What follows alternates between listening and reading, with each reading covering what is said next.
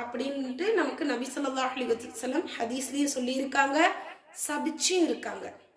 சபிக்கிறதுனா என்னன்னு தெரியும்ல, எல்லாருக்குமே தெரிஞ்ச ஒரு விஷயம் தான் அந்த வார்த்தை. நபி ஸல்லல்லாஹு அலைஹி வஸல்லம் கடும் கோபமா என்ன செஞ்சுட்டாங்க, நம்மள சபிச்சிடுறாங்க அப்படின்னு சொல்லிட்டு இங்க ஹதீஸ் கொடுக்குது.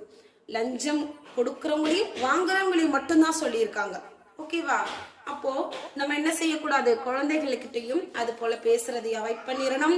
இரண்டாவது, அரசு வேலையில இருக்கக்கூடியவர்கள்கிட்ட நம்ம தேவைகளை பூர்த்தி செய்ததுக்கு பிறகு நம்மளா காசு கொடுக்கறதும் லஞ்சம்தான், அவங்களா வாங்கி கொள்வதும் லஞ்சம்தான். அப்ப நம்மளும் பாவம் செய்யக்கூடியவர்களாக தான் இருக்கும் அந்த இடத்துல. ஏன்னா கொடுக்கறவும் கூடாது இல்லையா?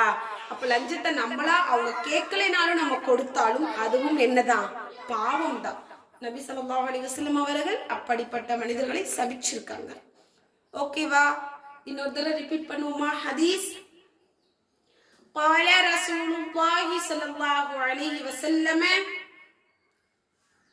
لعن رسول الله صلى الله عليه وسلم الراشي والمرتشي.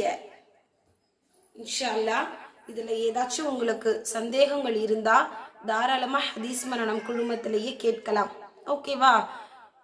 அஸ்ஸலாமு அலைக்கும் வரஹ்மத்துல்லாஹி வபரகாத்துஹு.